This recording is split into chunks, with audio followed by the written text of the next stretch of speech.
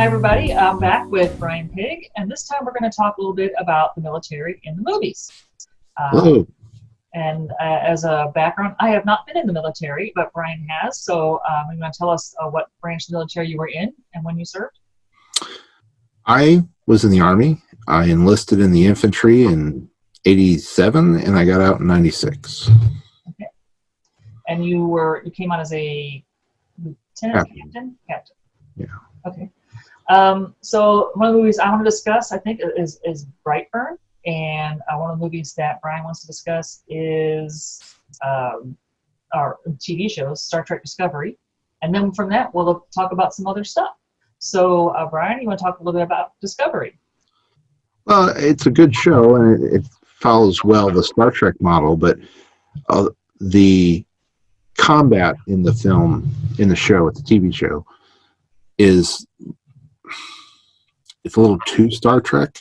And it seems like the war that they're having with the Klingons could be solved very easily, and yet there's a lot of angst and struggle. For instance, I'm going to give you the example we talked about, but for instance, the Klingons are uncloaking, but they can't have their shields on when they're cloaked, and they can't bring their shields up until they've uncloaked. Well, there's a moment there, and the Discovery crew uses this against the Klingons for strange reasons, but why don't they just have troops, red shirts, to send to Klingon vessels and take them over from the inside in that moment when they're cloaked and uncloaked? You could win. There's a very limited crew on a starship, and if you had Marines, you could just win by sending them over instantly and taking over a ship from the inside. That's what Marines are for. I'm just curious why they don't do things like that.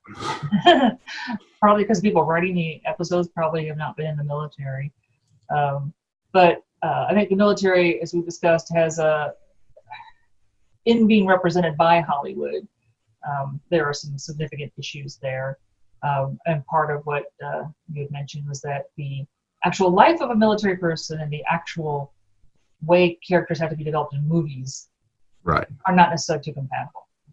Well, and there's also, not to get too conspiracy theorist about it, but I think the military has they have a benefit to having themselves represented a certain way in the movies too. This is a great recruitment tool. Yeah, you're going to get to film on our ships, right? So that we can see all the guys getting in their planes on the aircraft carrier at dawn, and the sun is coming up behind the ship, right? And everything's in silhouette and all of it. And there's some great soundtrack going on. And I want to be on fly planes off an aircraft carrier, right? Yeah, exactly. And 1 out of every 100,000 people is ever going to get a chance to do that. So the rest of you are going to carry that cable that stops them when they land. Yeah, a lot of you are going to be like peeling the potatoes and KPD kind of thing, right? Because you got to have a lot of people doing all those jobs too to support all the people who are flying the planes. It's like 1 to 15 or something. I forgot the actual number, but for every person pulling a trigger, there's like 15 people supporting them in the American military anyway. So most of you are in the support roles that make everything that everybody else sees happen. Well, an army marches on its stomach, right? So you've got to have that supply line. Yeah, we're good at that. And Star Trek does that too. I mean, you see like 4 or 5 people that you're following, but there's hundreds of people on that ship. They all have jobs. Apparently, I assume they're all important jobs to keep the thing running. But you never talk about Joe Snuffleupagus in Deck 12. Yeah, who's like the janitor or something. Right. Make sure all the dust is out of all the crevices of the computer so they don't go haywire or something. Yeah, exactly. He's important, but you don't want to see him with his little vacuum cleaner. Yeah. Things have a tendency to work really well a lot of times in movies like that. You have this fantastic technology. And unless Scotty has to fix something or, right away and it's a tragedy or something's going to happen, you don't see all the guys every day just getting there and pulling off a panel and replacing a fuse here or whatever. Absolutely. And those jobs are important too, but they're not what you want to see in a movie. Well, and we just discussed this a few minutes ago too, but even the people up front's jobs are often very repetitive and boring and there's a lot of nothing happening. So if you're writing a movie or a TV show and you want action and you want things to happen, you've got to take a lot of license to make a military film. So it's hard to critique just on that point, but I still do. I would think there's also with modern warfare and a lot of like the drones and stuff, there's going to be a level too of no one wants to sit and watch somebody playing what looks like a video game. Exactly. Whereas if you're, a hoplite in the Alexander the Great's army, everything's going to be up close and personal with a bronze, weapon, and that's a lot different. Absolutely. And I've seen where the critiques of most space movies, they're like, why are there people there at all? There's no reason for there to be a TIE fighter or a X-Wing or anything. You could have a cube that you launch from a ship because it doesn't need to be aerodynamic, and you just got people and computers working these cubes in space that shoot at each other. You don't really need to be involved. It's actually much more expensive to have you there than to just do this all remotely. Yeah, I think in space in general, we like to see people doing things in space, but the idea of trying to support humans in space is pretty impractical. I've seen some videos when I'm looking for videos to show my students on like the future of space travel and exploration, and a lot of people think, well, when we design nanobots, basically, we'll be like little GoPro camera kind of things, but they're maybe microscopic because it won't take as much energy for them to approach the speed of light because they're a couple of atoms big. Right. But you program them to go out, and then they explore the galaxy and send information back. But you don't have to build a ship that supports people that has to go out. It's much cheaper, much more efficient just to send machines, and the smaller the machine, the better.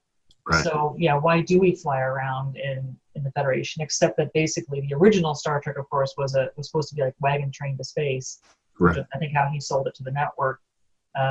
So we wanted to see people on a journey because we want to see the human journey. Exactly. But the actual practicality in the real world of like having starships like this is a little bit different. Yeah.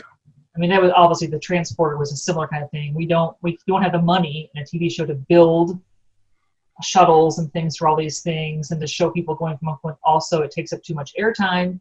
If they can just get there and you can keep the story going, you need to invent we just transport them over, done, move on with the plot. Yeah. So the practicality of what needs to happen, say, in a military movie can get sacrificed. The military part can get sacrificed for the characters a lot. So is there a movie you would say does at least a halfway decent job of showing, say, people in the military doing military things that seem at least relatively believable? One of the ones that is my favorite in that category is the second Alien movie. It's Aliens. If you get the extended version, where they actually spend more time on that planet, so a lot more of the planet is explained, like how the aliens get from the reactor to back to where they are and things. But it really shows. I think it's really good because, one, it shows how dumb you can be, mostly because you're overconfident. A lot of people are overconfident. You have too much trust and faith in systems and yourself and weapons. But when you rode up against something that you have no idea, a xenomorph, and I enjoyed that part of it. What? It's just a bug hunt, right? Yeah, just a bug hunt. But that really helps develop the character, and then but to go back to the movie part of it, that was one of the movies where they really took into like how much ammunition you have is a question, right? How much can you carry is a question. So many movies just gloss over these things, and not only did they do it in that movie, they did it in a subtle way, so it wasn't like it wasn't burdening the story. But at the same time, the weapons had counters so that we could keep seeing the counters flashed up, and they're running out, right? It was a nice plot point, but at the same time, it's very realistic in that how much you can take with you, how much a human can physically carry is an important point to any type of military operation. Mm-hmm. I know that was like the movie where they put the Steadicam, well, made for cameras, but the Steadicam gear on the actors so they could have these big guns, and you just try to believe that they're actually carrying around larger weapons because they have this sort of body harness that was really Right. taking a while to wait for them. So they did try to, I guess, be somewhat believable on how much they can keep moving around with. And the exact opposite of that movie would be like Predator, where was Jesse Ventura's got a minigun, and they've got him carrying a backpack, but at 3 pounds per 100 for 7.62, and a weapon that shoots 3,000 rounds a minute. How much physically can you literally carry, not counting the weight of the weapon itself or the system that would carry, 500 pounds of ammo? And Right. that would only be 1 minute. You'd pull that trigger and zzz, it's gone. And it's so impractical. I'm sure it looked cool and people love it, but that kind of stuff just eats me up. You're like, God, that's just dumb. Well, in a way, it's just sort of a haunted house movie, right? You're just wandering through something you can't get out of, and something you can't see is picking you off. So you have the tenseness of it's kind of in a way a horror movie where until later when you see the predator, it's basically still just something in the woods. And LP Carrillo's character gets to tell you this horrid story about the summers when it gets really hot, this happens, and we find our men without their skin. And then you're like, okay, military movie, but kind of, horror genre too. Yeah. So. But you look at something like Das Boot or something that is so real, it's claustrophobic. Right. There's movies like that are really good. A Cross of Iron. I'm trying to think of the other ones that are really, really good. But they really put in what it was like. Yeah, that's does a pretty good job of making you really feel like you're in a very, very small space. Being a little claustrophobic, I find that movie hard to watch because it's so claustrophobic. And then you go to U-571 or something where the rooms seem to be as big as they ever need them to be, right? And it's not a bad movie, but it wasn't Das Boot, that's for sure. That show really showed you how tight and constrained everything is and how much work you had to do to get anything done. Have you seen Below? No, I don't think so. I'd be interested in seeing what you think of that. They tried to keep because it's in the World War II, and part of the problem is the submarine. Is it haunted? Or is it the fact that they have not been able to surface because there's people dropping depth charges on them? So, this is a World War II submarine, so you're getting that buildup of gas in the submarine if you can't come to the surface to vent it because you're running on those batteries. And so then people start seeing things. And it's like, so you don't know for a long time, and maybe at the end of the movie you're still maybe not entirely sure if it really is a ghost or if everyone's just kind of going nuts from the lack of oxygen, right? Yeah. But they did try to keep it really small and tight. They did admit they had to make the rooms a little bit bigger so they could get the cameras up, close enough to take the shots they wanted. So it's still pretty constrictive, but it's probably not as constrictive as Das Boot, and they did admit that. But even then, that's using that kind of World War II technology or trying to explain it. Because they don't really explain a lot of it. They try to give you a little hint on, hey, in World War II, this is how submarines worked. And it could be really awful if you couldn't invent all that gas. So, I don't know anybody who'd really want to serve on a World War II submarine. It just, no. Those big batteries and no. But it is a very interesting movie. It is a horror movie. So they do play along like it's haunted, but they do give you, basically an explanation with the batteries that maybe it's not, but we're gonna let you decide, kind of thing. But the way that they do the haunting and stuff is really pretty cool. So it's a really good idea. Yeah. So I would recommend that one if anybody likes either horror or military movies or a combination thereof. And one of the reasons it's set on a submarine is the director said he never understood haunted house movies because as soon as something happens, why don't you just leave? Right. But if you're on a World War II submarine, you're not leaving it. And if you're stuck under the surface because depth charges keep being dropped, you're not even getting fresh air. So talk about claustrophobic, right? Now you may have a ghost, or are you just going nuts and you can't do anything about it, right? So it's an interesting movie. I did read an article on Hunt for Red October that mentioned that they liked that one specifically because the characters do not do the perennial military movie thing where characters are always explaining things to other characters who already know the information. I mean, that's sloppy writing when you have, you never turn to your friends and say, I'm going to flip this light switch now and the lights are going to come on because your friend also knows about light switches. That's why you have to have some character to show up for someone to explain things to. The stranger character who comes to town who's never seen electricity, then you could legitimately say, hey, flip this switch, the light will come on. But in military movies, you often have people turning around and just saying, hey, how does this work? And it's like, it's your job, you know how it works, but then they explain it so the audience can hear the explanation. But in Hunt for Red October, they don't bother. You have to keep up with what's going on, and if what they tell you doesn't make sense to you or whatever, they've moved on. It's too late. They're going to trust you to keep up with it and not explain things too much. Whereas there was another one, Crimson Tide.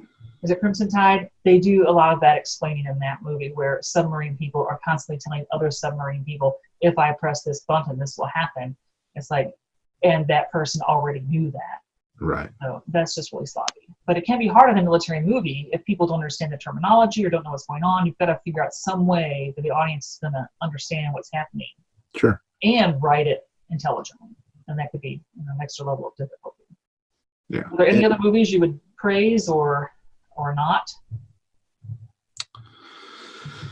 Well, it's hard to say. I like a lot of movies that have military stuff in them. I try not to critique them too badly because it's like I said earlier, it's really hard to tell a good story from a military perspective.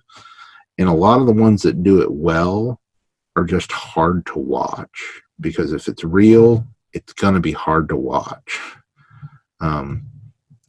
Das Boot, Cross of Irons, like I said, is a good movie about the Eastern Front for Germans. But a lot of people try, and I think it's a worthy effort to try. I just warn people in advance, just be careful, and if you have a question about how things work or why people do things, ask someone who knows so that you can work that realistically into the film or the show that you're shooting. Like with Band of Brothers and stuff, they took those guys to what they essentially a 6-week boot camp so that they didn't look like actors holding guns. They were more comfortable. They knew the terminology. They knew how things worked, and it made it much more realistic. Yeah, putting your actors through some hell can help. Yeah, exactly. They know how to do things. Okay. So one of the movies I wanted to mention is Brightburn because, and I'll get your opinion on this, but as I'm watching it, and it's a horror movie, that's what I watch a lot of, it struck me that this is, in a sense, kind of like that nanoparticles exploring the universe, as I said earlier, is the cheapest way to do things if you have nanoparticles because they weigh almost nothing, they can get close to the speed of light from very little fuel, and you don't have to try to support a human in outer space. Well, in Brightburn, we have basically apparently an alien race of some kind, we never see them, wants to destroy the Earth. We don't know why. We don't know where they are, where they're from. All we know is they've sent basically a sleeper agent. But it starts off like the story of Superman, where a little kid crashes in a little pod and this farmer family takes him in. They can't have kids, so now they've adopted him. And he seems to be growing up like a normal Earth kid. But at some point, the ship basically turns him on, more or less. I mean, gets him to start, the thing the ship tells him is take the world. It's just a 3-word command. And he just goes around repeating that a lot for the rest of the movie. Take the world, take the world. And he begins exploring his powers. He is invulnerable like Superman. Of course, then people start dying. And he gets more confident in what he can do. And he's only like 12 or 13 or something. So by the end of the movie, they show like clips of this mysterious figure in the sky that's literally just like destroying towns. And so you assume, I assume that at some point the alien race that made him is going to show up, and now that we've been softened to the point where we're either all dead or we have no capacity to fight back, they will come in and take whatever it is that they wanted in the first place.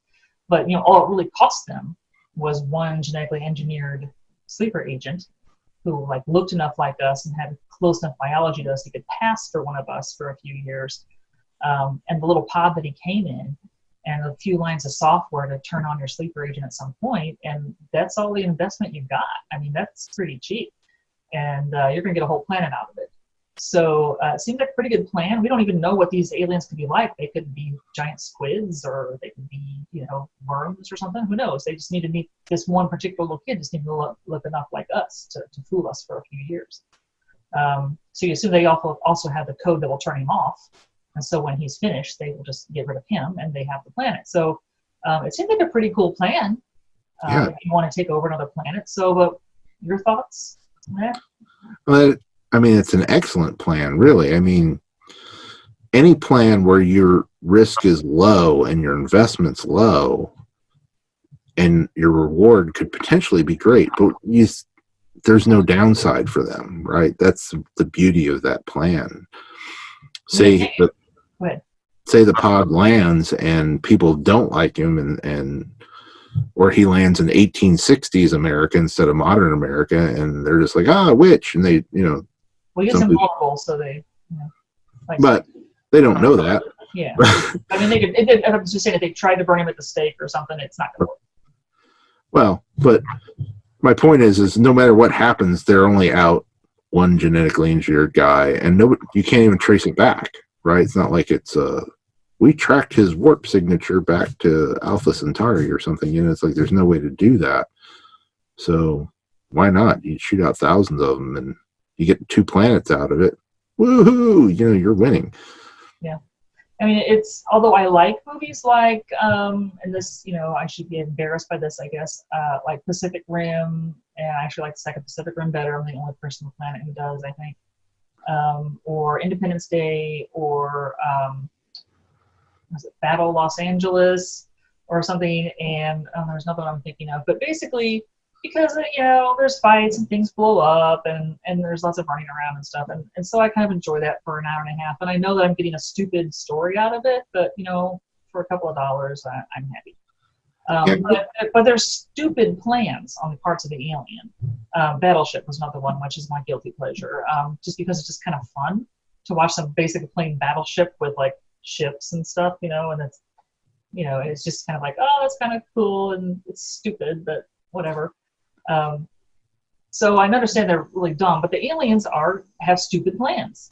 Right. It's like, why did you come here for water, for the ones that come here for water, when the Oort cloud is like all the water, and you could just sit there a light year from Earth and scoop up all the water you could possibly want from the Oort cloud, or you want to, I don't even know what the aliens in Battleship wanted, but they have all their communication stuff on one ship. So when the one ship crashes, they're stuck without communications, and they have to try to steal one of our satellite tracking locations so they can talk to home. I mean, that's dumb.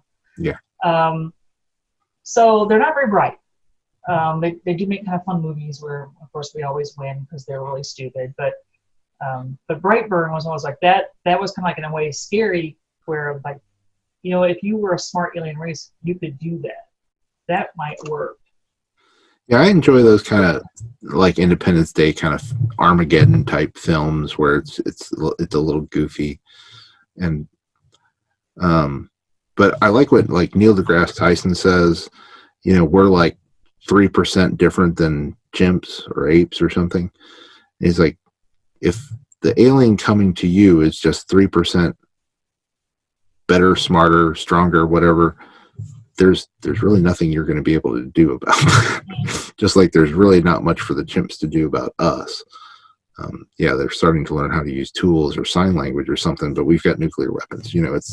We're so far beyond them with just that little advantage genetically, that if something was just 3% genetically better than us, we would probably just be screwed. So Yeah, I enjoy those films too, but yeah, Independence Day, those aliens were sort of unexplainable. You've got no McAfee virus scan on your ship. That seems weird. Right. Apple is such a great computer that it just links up with the alien mainframe there just perfectly and has no problems uploading a virus. I mean, they don't have any antivirus software. They don't, yeah. Yeah. You're like, the aliens in Battleship somehow can't cope with sunlight, so we shoot out the windows of their ship to blind them with the sunrise. It's like, yeah, okay. It's a lot of fun. One of the best stories I read on this kind of thing, though, that was really interesting, and I thought it was very inventive. The aliens that you're following they keep capturing these hard-shelled monsters, and they're taking over, and all these kind of things, and they finally decide they don't know why they're not winning, and so they capture some of these hard-shelled monsters and bring them in. They're interrogating them, and they're like, well, the things that live on the land are what run the planet. And it's sort of at the reveal at the end is these aliens have invaded our oceans and they're taking over, they're kicking crabs' butts and things. And finally they find out that the things up in on land, like, how do they live up there? There's no water. They don't understand why they're not winning the war, but they're not fighting the things that are actually running the planet. They're fighting the crabs, and that was a interesting, funny kind of idea. Yeah. I read a similar short story once where they thought this was a hell planet because their biology works best. It was around like 10 below zero in our terms. So this is like this fantastically hot hell planet as far as they're concerned. How could anything survive in this horrible heat? So yeah, when you get those things where the aliens can have a different point of view, it can be fun. Yeah. So anything else about military and movies you want to bring up? I think my point about just try to make it realistic, understand some of the complexities. You look at a movie like, oh, good Lord, now I'm not going to think of it. The one where the aliens are bugs. Oh, Starship Troopers? Yeah, you look at something like that, and I just shake my head. The whole thing about this is just bad. Why would you do this? Yeah, I never understood why they park their ships like 3 meters from every other ship, so that when ship blows up, all the ships in the fleet blow up. Yeah. Couldn't you be a little more farther apart? And realistically, if you can get close to light and can drag a rock with you, that's the best weapon against the planet anyway. A rock the size of one of those spaceships hitting the planet at a gazillion miles an hour, that's the end of that planet, right? I don't care if you're a bug or not. You don't live through that, so you take over.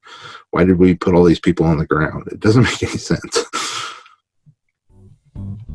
Okay. Well, thanks for joining me for this episode, and we'll see you again next time. Thanks for watching. Bye-bye.